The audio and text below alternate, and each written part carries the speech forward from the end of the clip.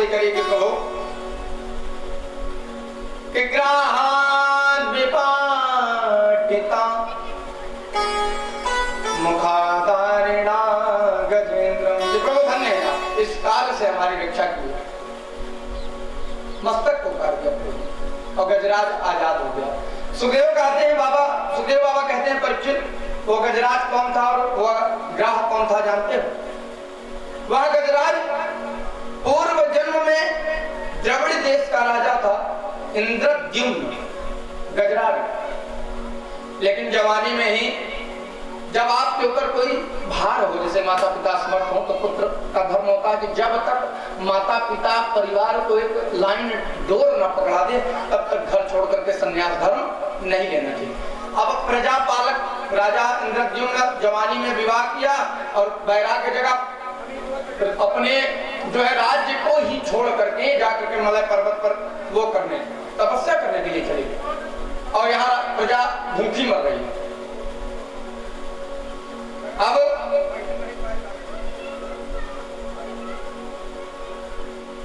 उस मलय पर्वत पर इंद्रद्युम्न महाराज तपस्या कर रहे हैं कि अगस्त महामुनि उस मलय पर्वत अपने शिष्य मंडली के साथ पहुंचे तो देखा कि इंद्रद्युम्न यहाँ आया तो पूछा, अरे तुम अब प्रजा का कार्य छोड़ करके यहाँ पर क्या करो? कहा महाराज तपस्या कर रहा हूं। कहा तेरे जैसा अहंकारी और जड़ बुद्धि वाला जादू गजराज हो गया। तुरंत ही गजराज के रूप में प्रविष्ट हुआ। और ये कौन था? ग्राह, ये हुहू नामक गंधर्व था। इसका कार्य क्या था कि जल में प्रविष्ट होकर के जो पहुंचता था, जल में स्नान करने तो उसका पैरे पकड़ता था जोर से। महर्षि देवल सरोवर में स्नान कर रहे थे, ये चुपके से घुसा जल में और जाकर के उनके चरण को पकड़ लिया और महर्षि देवल घबरा गए कि जल में कौन सा जानवर आ गया, भागे वहां से। भगे तो जोर से अट्टहास करके हंसा और जब अट्टहास करके हंसा तो महर्षि देवल को क्रोध आ गया।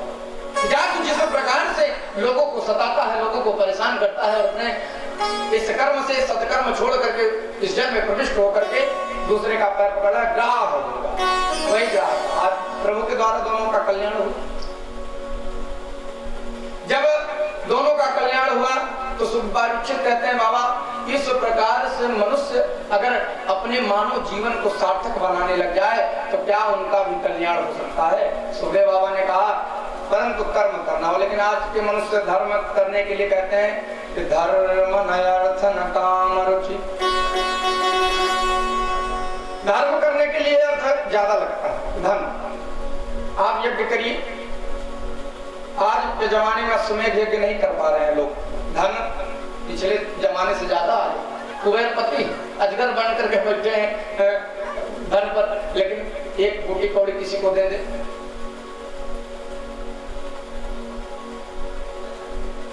एक गांव में भंडारे का आयोजन किया गया और एक व्यक्ति था, बहुत कंजूस था। तो परिवार गांव वालों ने कहा भैया सबने दान किया, आप भी तो कुछ दान करिए। भगवान की कृपा से धन की कमी उनके पास नहीं थी। अरे बिल्कुल देंगे महाराज, क्यों नहीं देंगे, हमारे यहाँ भंडारा हो रहा है, हम कैसे नहीं देंगे। काट के महाराज आप पधारिए और दीजिएगा जरूर। इतने कंजूस सोचिए, एक का सिक्का हाथ में दबा करके पहुंच गए भंडारे में भोजन करने के लिए, 1 रुपया। और सोच रहे मन में दान करूं कि ना करूं,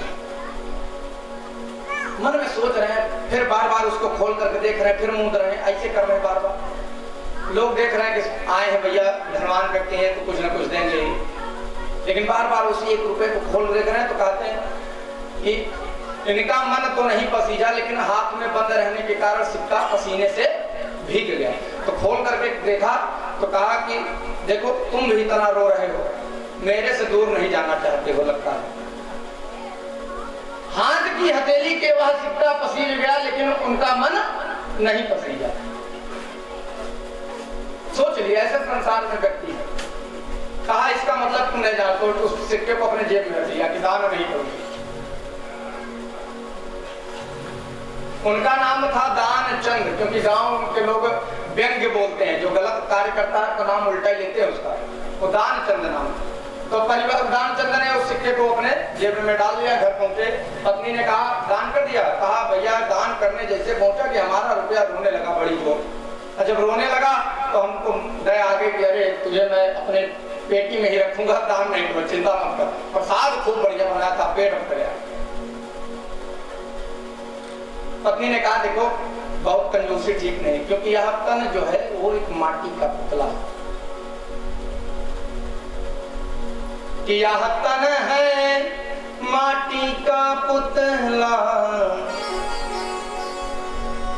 यह तन माटी का पुतला है। जब जल गिरता है तो पुतला अलग अलग हो जाता है, जल में गिर जाए तो शरीर नाशवान हो जाता है, समझ हो जाता है। कभी आपने कुछ नहीं किया, लेकिन एक कार्य हमारा करिए, उसमें आप गंगा जी का स्नान कर लिए, उसमें कौन सा धन लगता है? 12 किलोमीटर गंगा जी दूर थी वहां। तो दानचंद्र जी ने क्या कहा, अच्छा ठीक है वहां तो कुछ नहीं लगता है, लेकिन चलो ठीक है जाऊंगा स्नान। सुबह हुई, पैदल है दाब दिए, अरे टैक्सी ये वाहन जो चल रहे थे का पैसा लगेगा। 12 किलोमीटर पैदल चल करके, करोड़पति आदमी पैदल चल के पहुंचा। वहां सोच रहे हैं कि अभी जहाँ गंगा स्नान करने वाला घाट है, अगर वहां मैं जाकर के स्नान करता हूँ तो वहाँ पंडा जरूर मिलेंगे। अरे आइए सेठ जी आइए, अरे स्नान यजमान जी कल्याण हो, कुछ दीजिए। तो दान तो लगेगा। तो क्या किया कि स्नान घाट न जाकर के मुर्दा घाट पहुंच गए। कहा वहां कोई नहीं मिलेगा, न दान देना पड़ेगा, बस स्नान करके चले हैं। भगवान ने कहा गजब आदमी है भाई ये, मुर्दा घाट पहुंच गया स्नान करने। गया मुर्दा घाट पे, वहां कपड़े उतार करके जैसे गंगा में प्रविष्ट भय कि भगवान ने कहा कि अब रहा नहीं जाता, पहुंचना चाहिए इसके पास। भगवान एक पंडा का रूप धारण करके वहां पर जाकर के पहुंच गए। कहाँ? गंगा घाट, मुर्दा घाट पर। और जैसे डुबकी लगा करके भैया बाहर निकलते हैं, देखा तो पंडा भगवान ने कहा यजमान जी जय हो, दंग रह गए। कहा तुम लोग कौन भैया? कहा मैं पंडा हूं। कहा मुर्दा घाट भी नहीं छोड़ा? अरे स्नान घाट पे तो थे, मुर्दा घाट भी नहीं छोड़ा। यजमान जय हो, कुछ दान करिए। भगवान स्वयं दानचंद्र जी ने कहा देखो बाबा हमारे पास कुछ नहीं है। दानचंद्र की इस बातों को सुन करके भगवान ने कहा देखो मुर्दा घाट में मैं इसलिए बैठता हूँ कि जो यजमान यहाँ स्नान करने के लिए आता है वो 1 वर्ष के लिए इतना दक्षिणा हमको दे देता है कि 1 वर्ष हमारा आराम से बीत जाता है। दानचंद्र की और भूल कर भाई 1 वर्ष के भोजन के लिए दक्षिणा। कहा देखो मैं एक कटे चवन्नी देने वाला नहीं हूँ बाबा। कहा बिना दान किए तो जाना भी नहीं है यहाँ से। कहा ठीक है चलिए उधार संकल्प करवा लीजिए। उधार जब जीवन रहेगा तो देगा, आप हमारे घर आइए वहां देंगे। तो संकल्प पढ़ने लगे, ओम हरे ओम विष्णु हो विष्णु। कौन? भगवान स्वयं। और दानचंद्र कुछ लेकर गंगा जी कह रहे हैं कि बाबा सिर्फ 1 घेला मतलब 10 पैसा दान कर रहे हैं, उसको घेला बोलते थे तब जमाने। 1 घेला दान करके घर चले आए। पंडा जी महाराज कभी आइएगा हमारे गांव तो 1 घेला अपना ले लीजिएगा। अब जो दानचंद जी वो सोच रहे हैं क्या ये बाबा सब में 12 किलोमीटर पहुंचेगा, हमारी तरह इतना कंजूस थोड़ी है 1 घेला लेने के लिए। 12 किलोमीटर चल करके आया, 12 किलोमीटर चल के पहुंचा, एकदम थक के चूर हो। धन कुबेर है, कुबेर की नगरी में अगर कोई भक्त है तो यही है कि कुबेर ने सारा खजाना दे दिया लेकिन 1 घेला नहीं दे पा रहे। और जैसे घर में पहुंच करके खटिया पकड़ के सोए कि वैसे भगवान पहुंच गए फिर द्वार पर। यजमान की जय हो। फिर आवाज कान में गई दानचंद्र के। पत्नी से कहा देखो कौन आया था? भगवान ने कहा 1 घेला लेने आया हूँ, क्योंकि अभी कहा संकल्प किया हूँ अभी देते ही। दानचंद्र जी ने कहा ये यहाँ भी आ गया। अरे ये तो मुझसे तो जिद्दी आदमी है भाई। भगवान कह रहे छोड़ूंगा नहीं तुझे, चाहे कुछ भी हो जाए। दानचंद्र जी ने कहा अपनी पत्नी से कि जाओ कह दो कि तबीयत खराब है, आज नहीं फिर आएंगे कभी ले जाएंगे। पत्नी पहुंची, कहा कि बाबा अरे 1 घेला की ही तो बात है, तबीयत इनकी खराब है, बाद में आइएगा ले जाइएगा। भगवान ने कहा अरे पुरोहित या जो ब्राह्मण होते हैं वो अपने यजमान का कल्याण चाहते हैं। अरे जब तक इनकी तबीयत नहीं ठीक हो जाएगी तब तक मैं हिलूंगा नहीं तुम्हारे दरवाजे से। घेला जाए भाड़ में, घेला वाला मुझे नहीं चाहिए, दक्षिणा नहीं चाहिए। लेकिन अब आपने बता दिया कि इनकी तबीयत खराब है तो मैं घर छोड़ के जाऊंगा यही बैठ रहा हूँ। अब भगवान जम गए, कहते नहीं कि तू डाल तो मैं बात। दानचंद जी ने सुना कि बड़ा ढीठ आदमी है कि पंडा 1 घेला देना नहीं चाह रहे। कहा जाकर बता दो कि सेठ जी मर गए। कहा अरे ये कैसे कह दूं? कहे जाके कह दो मर गया मैं कुछ देर सांस अपनी रोके रखूंगा।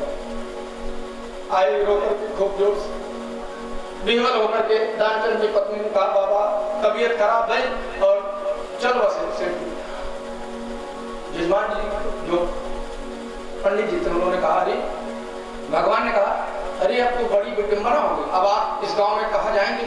अब तो इनका अंतिम संस्कार करके ही मैं जाऊंगा यहाँ से, चाहे दक्षिणा मिले चाहे ना मिले, क्योंकि अब आप गांव में कहाँ जाओगे ब्राह्मण ढूंढने भाई?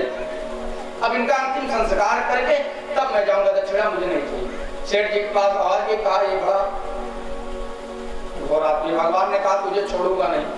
अब भगवान बैठे हैं तो उन्होंने गांव में हल्ला कर दिया, अरे दानचंद जी चल बसे, दानचंद जी चल। अब सब गांव वाले आकर के द्वार पे खड़े हो गए। अब सेठ जी को क्या करेंगे? टिप सजी। और देखिए सेठ जी इतने जिद्दी आदमी है कि सच में सांस रोक, भगवान का देखो कितनी जिद्दी आदमी है, सांस रोक करके बैठा, एक घेला नहीं दे रहा। लिटा दिया गया, सब उठा करके हरे राम हरे कृष्ण करने लगे। भगवान ने कहा बताओ मरने को तैयार है लेकिन एक घेला नहीं देगा।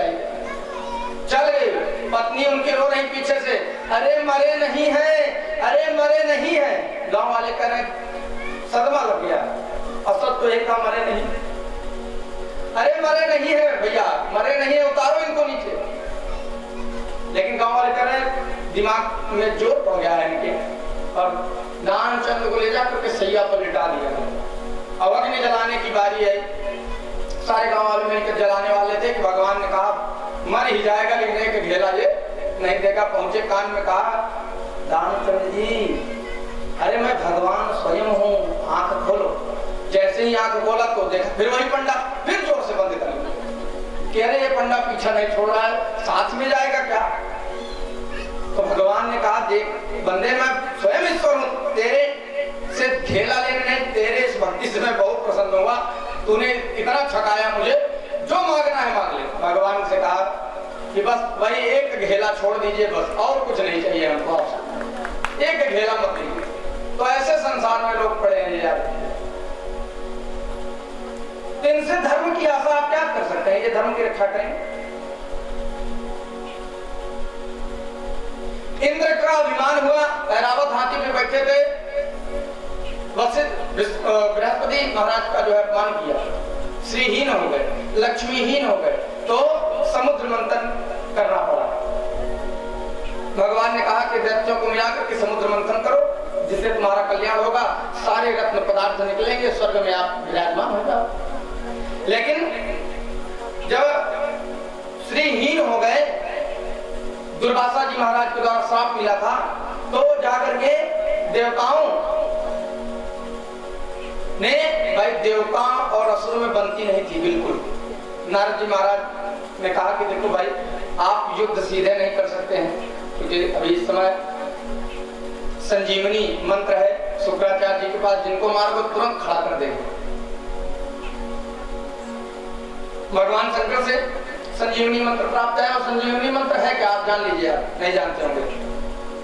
ओम ह्रौं ह्रौं सः ओम भूर्भुवः स्वः त्र्यंबकं यजामहे सुगंधिं पुष्टिवर्धनम् उर्वारुकमिव बन्धनान् मृत्योर्मुक्षीयमामृता भूर्भुवः स्वः स्वरं भंगो। ये बीज मंत्र संजीवनी है, मरते हुए को जगा देता है 10 वर्ष के लिए। भगवान ने कहा कि करो समुद्र मंथन। कहा कैसे करें प्रभु, अकेले तो होगा नहीं। तो देवर्षि नारद को बताया, देवर्षि नारद का अहिंसक बद व्यवहार को, मतलब कुछ दिन मिला लो फिर बाद में देखा जाएगा। असुरों के पास नारद जी पहुंचे। नारद जी ही महाराज ऐसे संत हैं, ऐसे महात्मा, ऐसे ऋषि हैं जो